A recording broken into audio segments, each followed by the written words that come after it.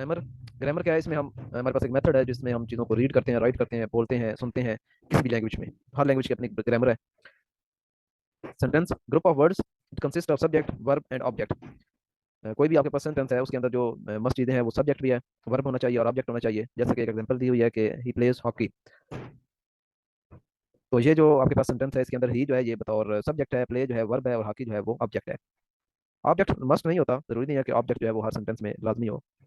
Next, verb के बारे में, एन एक्शन और work done by subject. Subject जो भी काम करता है उसे वर्क कहा जाता है। जैसा कि अभी ऊपर एग्जांपल में हमने प्ले देखा है, राइट है, कुक, इस तरह की जो सारी चीज़ें वो वर्ब में आ जाती हैं जो आपको काम कर रहे होते हैं। ये सारी बेसिक चीज़ें हैं, इसके बारे में आप सबको आइडिया होगा। Object, it is a noun और प्रोनाउन अफेक्टेड बाय वर्ब, यानी वर्ब ने जिसके ऊपर काम करना होता है वो आप कहते हैं ऑब्जेक्ट है। जैसा कि अभी खेलने वाला काम हो रहा था, तो खेलने वाले का काम का ताल्लुक किस चीज़ का था? हॉकी के साथ था, यानी हॉकी खेली जा रही थी, तो हॉकी जो है वो ऑब्जेक्ट है।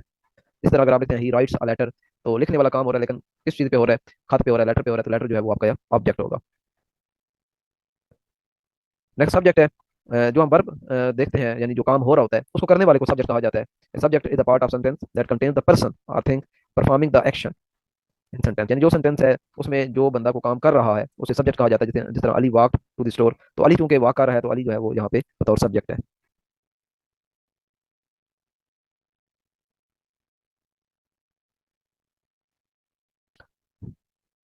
नाउन, किसी भी चीज़ का, जगह का जो नाम होता है उसे नाउन कहा जाता है। और नाउन की बेसिकली काफ़ी टाइप्स हैं, तो यहाँ पे हम कुछ टाइप देखते हैं।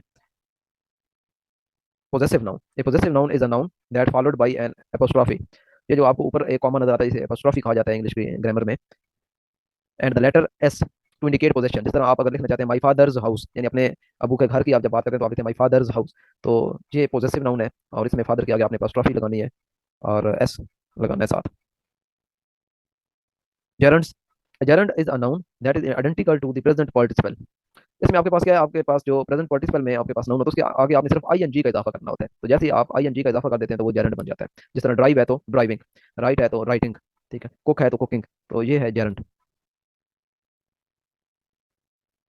एट्रीब्यूटिव नाउन, ये नाम से ज़ाहिर है खुसूसियत बयान करता है, ऐसा नाउन है। Attributive noun are noun that are use like adjective.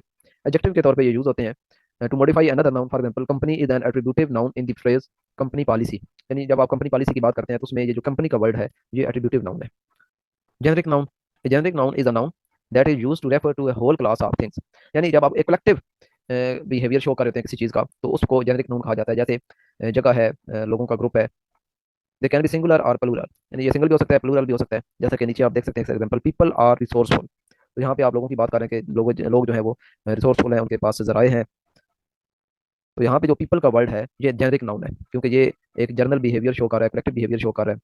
और इस तरह the printing press revolutionized European society, तो इसमें भी जो प्रिंटिंग प्रेस का वर्ड है ये जेनरिक नाउन के तौर पे आया हुआ है।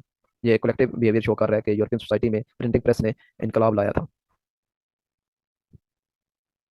Compound noun, these are usually, नाम से दायरा कंपाउंड यानी ये दो चीज़ों से मिलकर बने होंगे।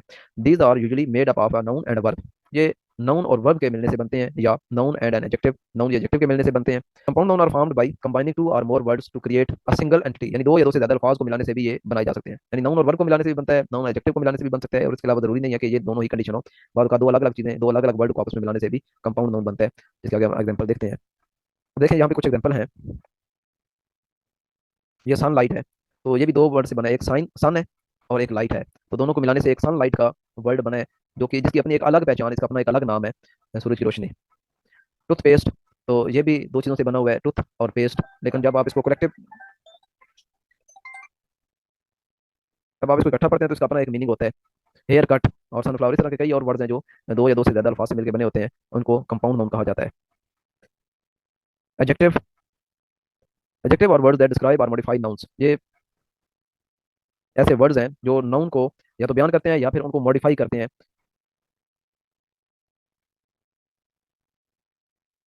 They generally but not always come before noun, ये नाउन से हमेशा पहले आते हैं अमूमन, लेकिन जरूरी नहीं है कि ये हमेशा पहले ही आए।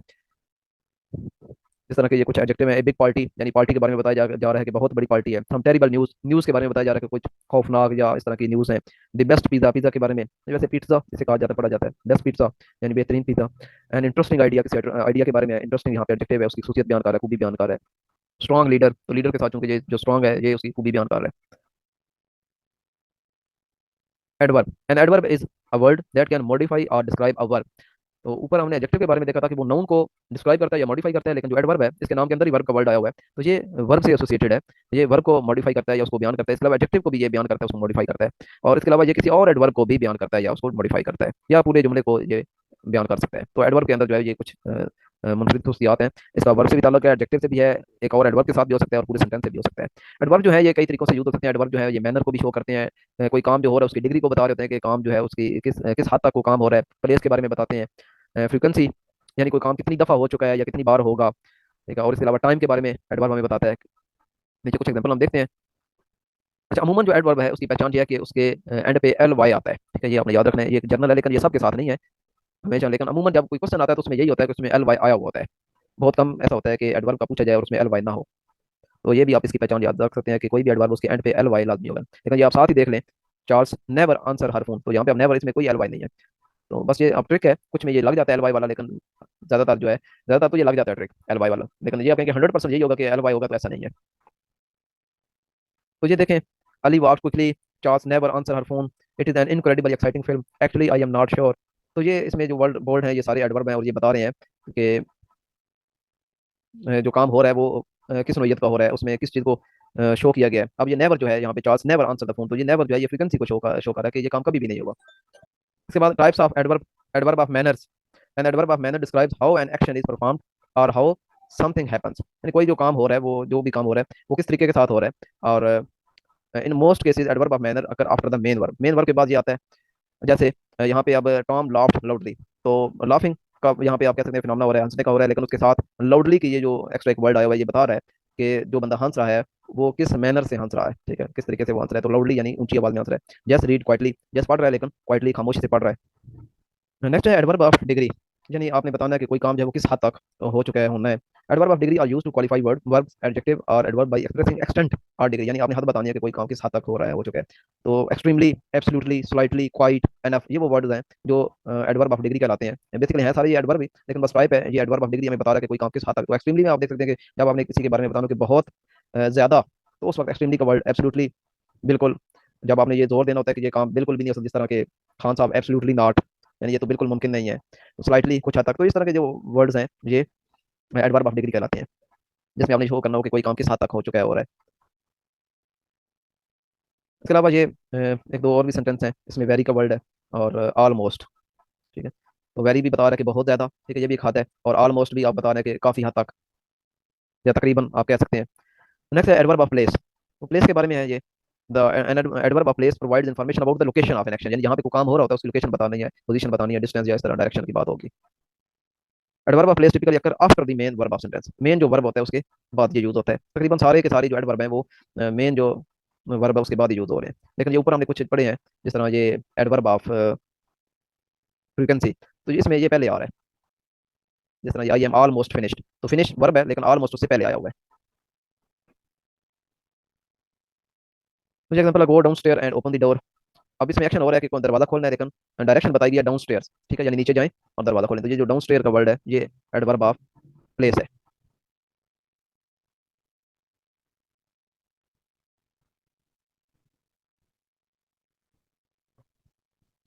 कन्फिटी वाज थ्रोन एवरीवेयर। ठीक है, तो इसमें भी एवरीवेयर का जो वर्ड है ये भी बता रहा है कि हर जगह, यानी लोकेशन बताई जा रही है कि। इसके बाद कम हेयर, इधर आए, तो इसमें भी बताया जा रहा है, डायरेक्शन दी जा रही है। यहाँ पे एक नोट है, some words can be used as both an adverb of place and a preposition, यानी कुछ वर्ड वर्ड ऐसे हैं जिनको आप एडवर्ब ऑफ प्लेस के तौर पे भी यूज कर सकते हैं और प्रीपोजिशन के तौर पे भी यूज कर सकते हैं। When the sentence has no object, अगर सेंटेंस के अंदर ऑब्जेक्ट मौजूद नहीं है, इट्स कंसीडर एन एडवर्ब, फिर उसको एडवर्ब कहा जाएगा। जैसा कि गो इनसाइड, अब इनसाइड के बाद आगे कोई ऑब्जेक्ट नहीं है, तो अब ये जो इनसाइड है ये एडवर्ब के तौर पे लिया जाएगा। If the sentence has an object, अगर सेंटेंस के अंदर ऑब्जेक्ट भी मौजूद है, तो फिर ये जो इनसाइड है इसको बतौर नाउन लिया जाएगा। ठीक है, जैसा कि गो इनसाइड दी हाउस, तो अब हाउस इसमें ऑब्जेक्ट आ गया, तो लिहाजा ये जो इनसाइड है पहले जो एडवर्ब था अब ये नाउन बन जाएगा। नेक्स्ट है एडवर्ब ऑफ टाइम, तो ये टाइम के हवाले से होगा, यानी जो कोई काम आप कर रहे हैं वो कब करेंगे या कब किया था। तो I have to run but I will see you tomorrow, इसमें बताया जा रहा है कि जो आप काम करने जा रहे हैं वो आप कल करेंगे। Similarly, Dylan has a dentist appointment so he will be late for school today, तो यहाँ पे भी टुडे बताया गया है कि जो आपने काम करना है वो आज करना है, तो ये एडवर्ब ऑफ टाइम है। एडवर्ब ऑफ ड्यूरेशन, ये आप ये टाइम और ड्यूरेशन ये तकरीबन मिलते जुलते ही हैं। ठीक है, इतना ज़्यादा इनमें फर्क नहीं है।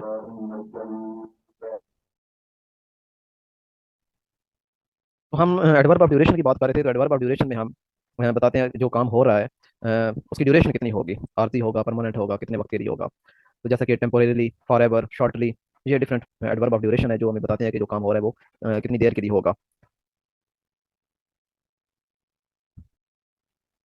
जैसे यहाँ पे कुछ ये दो सेंटेंस हैं। The power outage should be fix shortly, यानी कि जो लाइट बंद हुई हुई है उसका जो इशू है उसको बहुत जल्दी हल कर लिया जाएगा। I played football briefly but I didn't enjoy it. तो यहाँ पे ये जो ब्रीफली है ये आपका एडवर्ब ऑफ ड्यूरेशन है, और यहाँ पे शॉर्टली।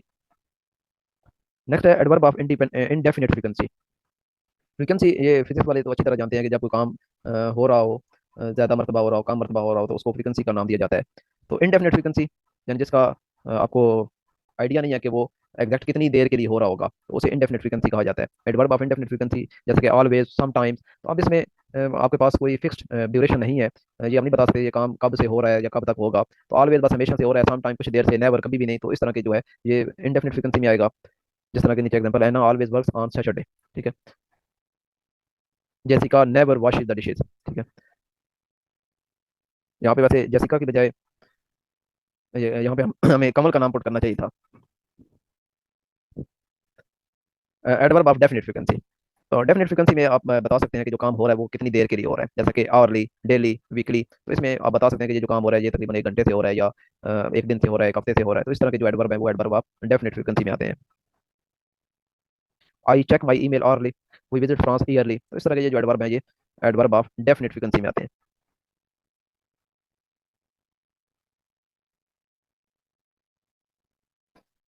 Adverb of purpose. तो इसमें यह है कि आपने जो काम करना होता है उसकी आपने रीजन बतानी होती है कि आप ये काम क्यों कर रहे हैं।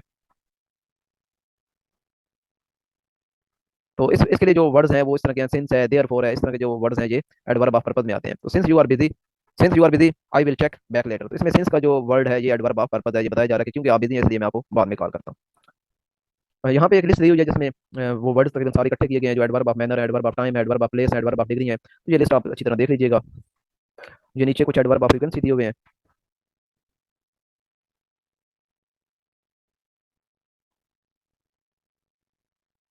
नेक्स्ट जो है वो प्रपोजिशन के बारे में है। ये जो सारी चीजें हम पढ़ रहे हैं ये सारे के सारे पार्ट ऑफ स्पीच में है, मुझे ऊपर हेडिंग देना याद नहीं रहा। ये जो सब्जेक्ट है, वर्ड, वर्ब है, एडवर्ब है, एडजेक्टिव है, प्रपोजिशंस हैं, ये सारे के सारे पार्ट ऑफ स्पीच है। तो प्रपोजिशन क्या, it shows relation between noun और प्रोनाउन विद समथिंग एल्स। अच्छा, नाउन और प्रोनाउन, नाउन के बारे में तो हमने पढ़ लिया था, डिटेल से बल्कि पढ़ लिया। और प्रोनाउन जो है ये यहाँ पे मेंशन नहीं किया मैंने। तो प्रोनाउन क्या होता है, नाउन की जगह जो वर्ड यूज होता है उसे प्रोनाउन कहा जाता है। जैसा आप वैसे लिखना चाहते हैं Ali, Ali writes a letter. तो अली को अगर आप रिप्लेस करना चाहते हैं, अली चूंकि एक नाउन है, इसको आप रिप्लेस करना चाहते हैं, इसकी जगह आएगा ही राइट्स अ लेटर, ठीक है। ही, तो ये जो ही है जिसने अली की जगह ले लिया ये प्रोनाउन में आता है। इसी तरह फीमेल है तो उसको आप शी से रिप्लेस कर देंगे, ज्यादा लोग हैं तो दे से हो जाएगा। इस तरह कोई बेजान चीज है तो इट, दिस, इस तरह के ये प्रोनाउन में आते हैं। ये कुछ प्रपोजिशन एक यहाँ पे स्पेसिफिकली मेंशन मैंने की है, एग्री विद और एग्री टू। एग्री विद कब लगता है और एग्री टू कब लगता है। वैसे तो विद और टू ये दोनों ही प्रपोजिशन है, लेकिन एग्री के साथ बाद विद लगता है और बाद टू लगता है। The phrase agree with is used for referring to agree with the person, यानी जब आपने किसी बंदे के साथ एग्री करना होता है तो आप उसको कहते हैं I am agree with you, ठीक है। लेकिन जब आपने किसी की किसी बात से एग्री करना होता है, उसके किसी प्रपोजल से एग्री करना होता है, तो फिर आप कहते हैं I am agree with your proposal.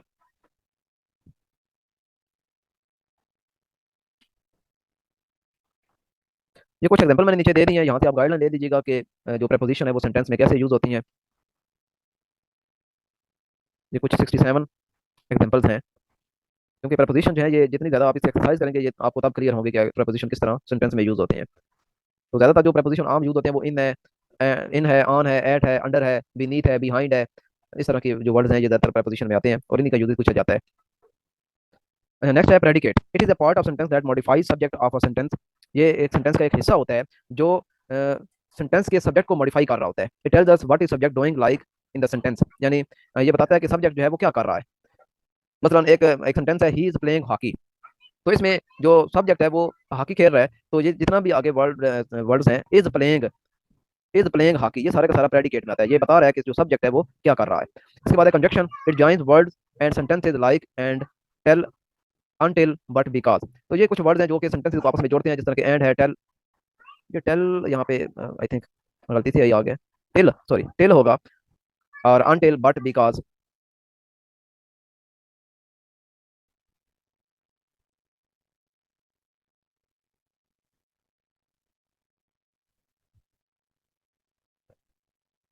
Interjection it expresses sudden feeling in happy और सैड मूड लाइक एलएस, यानी ये इंटरजेक्शन जो है ये वो वर्ड्स हैं जो आपकी फीलिंग्स को बताते हैं कि आपकी फीलिंग्स क्या हैं, आप परेशान हैं, खुश हैं।